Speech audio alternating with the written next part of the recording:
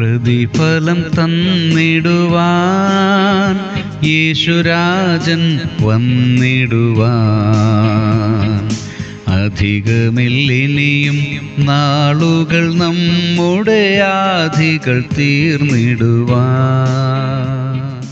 സങ്കീർത്തനങ്ങൾ 18:20 യഹോവ എൻ്റെ നീതിക്ക് തക്കവിധം എനിക്ക് പ്രതിഫലം നൽകി. സകല ശത്രുക്കളിൽ നിന്നും രക്ഷിച്ച ദൈവത്തോടുള്ള നന്ദി പ്രകടനമാണ് ദാവീദിന്റെ ഈ സങ്കീർത്തനം. തനിക്ക് ദൈവം നൽകിയ പ്രതിഫലമാണ് ഈ വിശാലത എന്ന് അദ്ദേഹം പറയുന്നു. ആ പ്രതിഫലത്തിന്റെ മാനദണ്ഡമോ തന്റെ നീതിയും. അദ്ദേഹത്തിന്റെ ആത്മവിശ്വാസത്തിന്റെ വാക്കുകൾ നോക്കുക. എൻ്റെ കൈകൾ വെടിപ്പുള്ളതാണ്, ദൈവത്തോട് ഞാൻ ദ്രോഹം ചെയ്തിട്ടില്ല, യഹോവയുടെ വഴികളെയും ചട്ടങ്ങളെയും ഞാൻ വിട്ടു നടന്നിട്ടില്ല, അകൃത്യം ചെയ്യാതെ നിഷ്കളങ്കനായി ഞാൻ നടന്നു.